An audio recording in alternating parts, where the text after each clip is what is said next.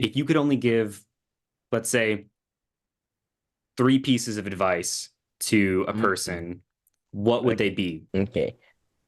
Number one is experience is the greatest teacher that you'll ever have. It's like you can kind of like, yeah, there's like books you can read, but it's like if you don't have the experience to like frame that information off, the information's not going to mean anything. So basically, getting the reps and taking the action, getting the actual experience. If you're trying to go in anything, definitely prioritize that first.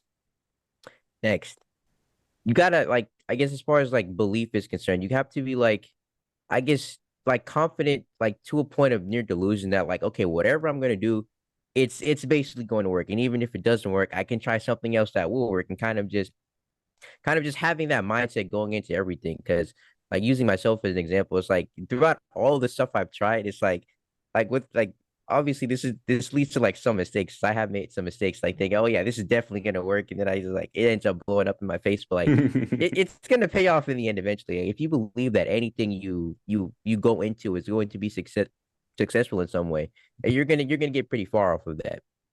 And then I guess advice number three, I gotta think about this one.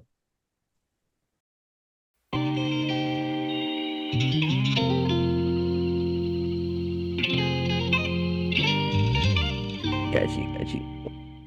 All right, perfect. So with all the content you've put out and all the effort you've put into making videos on discipline and Yeah. self-improvement, what was the inspiration behind creating content for you? Mm. So I guess like going all the way back to like 2 years ago, like I guess I was really kind of getting into the self-improvement space. So like watching people like Hamza, people like Jack Hopkins, if you know who that is, like people who are Mm, like kind of in the self-improvement space, they're like basically getting inspired. It's like, man, I want to do something like that too. So eventually I started yeah. posting content and it kind of just evolved over time a little bit. And so how did you get started? What was the first year like of figuring it out? So I guess like the first year I was kind of jumping around because like I don't know how like deep you checked in my channel, but like first I started off with like self-improvement stuff. Then I like for like a good bit I went into like talking about like SMA and stuff like that. And then Hmm. then Yeah, I the I kind AI, of SMA, yeah, SMMA. yeah. Yeah, I tried doing that for a bit and like I've had like I guess like small successes like here or there, but like it wasn't until I started like talking about self improvement again, specifically on Instagram, because like I Mm, had done TikTok and like and like YouTube Shorts, but never really Instagram because I was kind of scared of posting. Like, oh, my friends are on it, they're probably gonna see mm, me. I mm. was a little bit scared of it, but eventually I ended up doing it, and that's kind of what ended up blowing up. I'm like, oh, okay, this is working. I'm gonna just keep doing this. Absolutely. Yeah, Yeah, and it's made such a difference.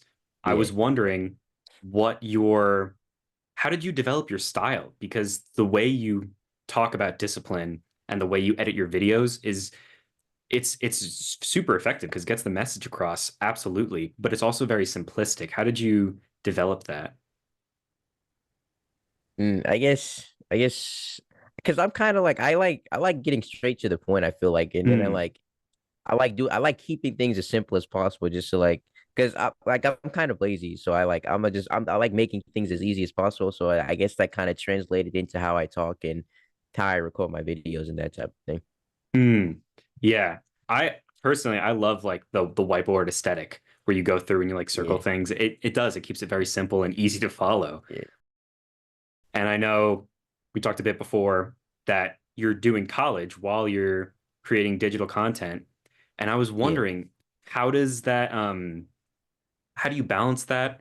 How did it go from doing this kind of digital content creation in high school to now being in college?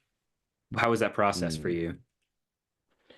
I guess I feel like in high school I definitely like there wasn't as much like emphasis on content. I feel like I was doing it, but like definitely not as serious as I am now. And as for college, like how I balance it, I kind of like to do, I guess like do my homework on like specific days or like if there's a class, for example, that has like all of the assignments like already listed, I try and like get all that done in the first week. That way I just don't think about it anymore. So Uh, really just kind of, I guess, getting like all my college stuff out of the way. That way I can shift my focus to just content. I'm curious about just personally because I'm doing community college as well. Um, Right. I'm wondering, how does this go along with your college major at all? Are you majoring in business? Yeah, yeah, majoring in entrepreneurship. Mm. Yeah, yeah. So And yeah. are there any skills that like match up with like the stuff you're learning in college? Mm. I guess definitely personal branding because there was that was like one of the topics. Like I haven't gotten too deep into the entrepreneurship classes yet because I Mm. haven't like gotten all the course requirements yet. But some of the like one of the biggest things is definitely personal branding because that's kind of like I guess that's just what content is basically a personal brand. So yeah, I'd say that. Totally. And now that we're talking about education, what has been your education for learning these self-discipline techniques? And so really it's been a combination of the internet and then just like going out and experiencing things. Because I feel like the way I kind of frame information in my head is like I'll hear something interesting or I'll read something interesting. Then I'm like, oh, that kind of relates to XYZ that I experienced in real life. And I'll kind of make that connection, like, oh, this could actually be used to like teach some kind of principle about discipline and kind of just connecting things I learned with things I've experienced and kind of like trying to make it unique a little bit. Mm, absolutely. And I love all the expressions you use, like the bees, the worker bees in the hive and eating the frog. Yeah. How do you come up with those? How do you find those? Those are genius.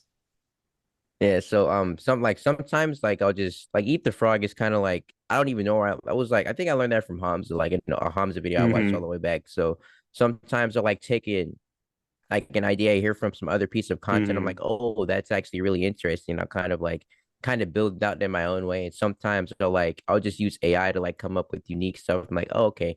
And whatever catches my eye, I put Mm. it in this writing software and I kind of not really a software, but it's like how I structure my ideas and I'll just like write it out to like make a point basically. Mm.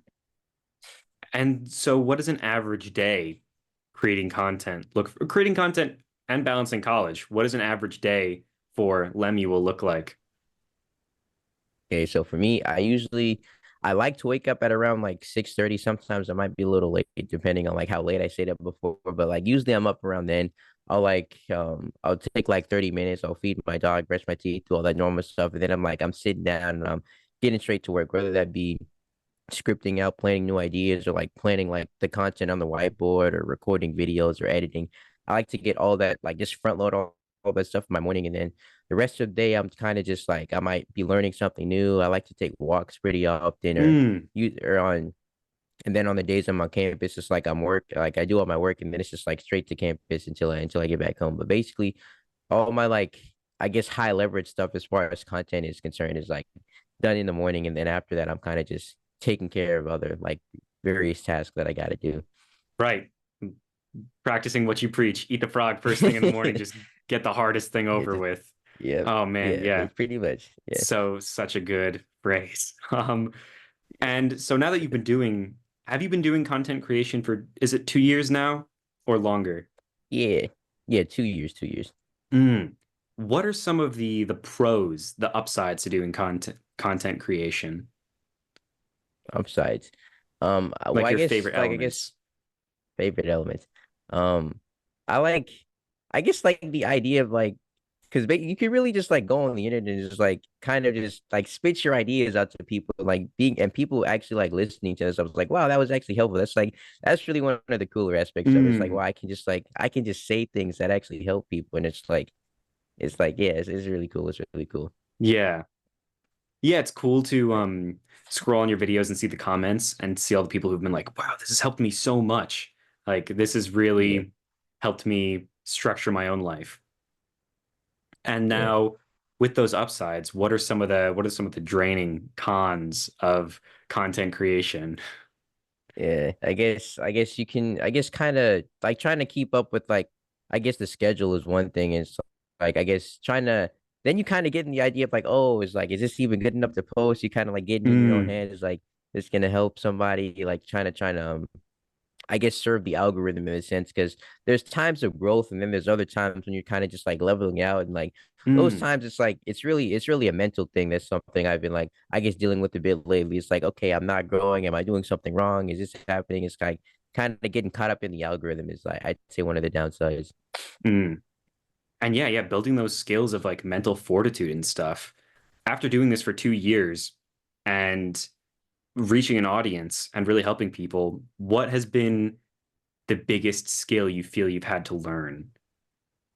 Mm, that's a really good question. The biggest skill I would say is kind of just so it's okay, yeah. The biggest skill I feel like is kind of just you just gotta like just put stuff out into the basically like the skill of iterating. It's like, okay, I'm gonna Mm, put this out and like whatever happens, I'm gonna use this to figure out what to do next. So it's basically I guess taking the action and then using that action and like framing it as some sort of lesson or something I can use to keep improving in the future. Really just I guess that action first mindset I'd say is like I'm not really sure if that's a skill, but Oh, I I mean, guess I I'll just think go it with it. is. Absolutely. I love that makes sense because I remember watching one of your videos where it was fangirl alert. I remember watching one of your videos where it was just like it's just like a numbers game. You can fail, but you just keep trying again. As long as you keep trying, like Yeah. something's bound to stick. You just got to keep doing it.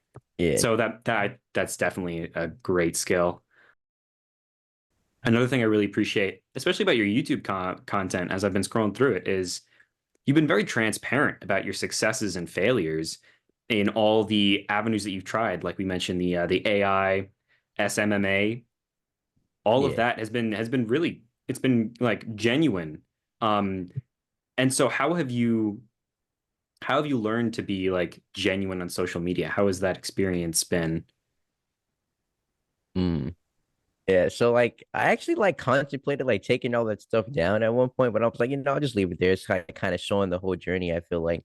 Hmm. And I guess just like far as transparency is concerned, it's like I feel like that's like helpful. Like if like I said, being able to see like that whole journey, it's like, oh, okay, he started here and then he did that, then he did that. And it's kind of like it's like I guess showcasing that like nobody really knows what they're doing. We're kind of just doing things and like, oh, if this thing works, I'm gonna keep doing that. If it stops working, then I'll pivot to something else. Kind of just like evolution. Like you don't really need to plan. You just gotta keep doing things and eventually you'll figure out what's going on.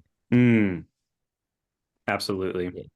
And so what would if you could only give, let's say, three pieces of advice to a Mm, person, what would they okay. be for content creation, discipline?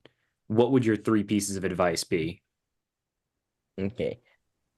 Number one is experience is the greatest teacher that you'll ever have. It's like you can kind of like yeah, there's like books you can read, but it's like if you don't have the experience to like frame that information off, the information's not going to mean anything. So basically, getting the reps in, taking the action, getting the actual experience. If you're trying to go in anything, definitely prioritize that first.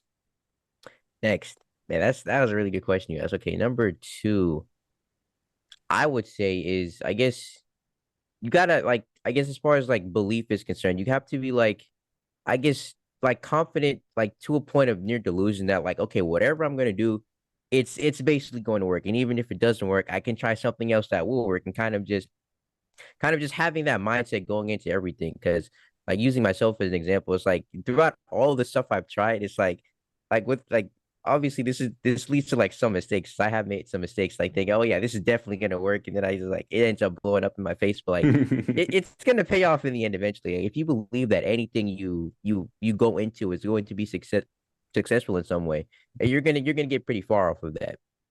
And then I guess advice number three, I gotta think about this one. Mm, I guess I don't know. I might have two. I might only have two. Two's great. I mean the two that you have are like solid pieces of like good advice that you can just follow. I like the one of like near delusion. I'm curious because I'm wondering if have you ever read any of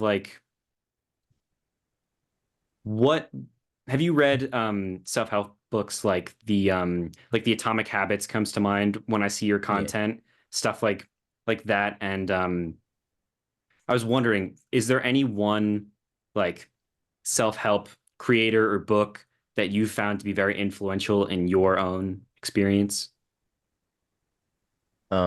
I guess creator definitely Hamza because there was a period I don't even like maybe like it was a pretty big period where I would watch all of his stuff and I guess his a lot of the stuff that he talked about in his videos kind of like framed the way I think about life a little bit. So as far as like Mm, creators are concerned, I would definitely say Hamza.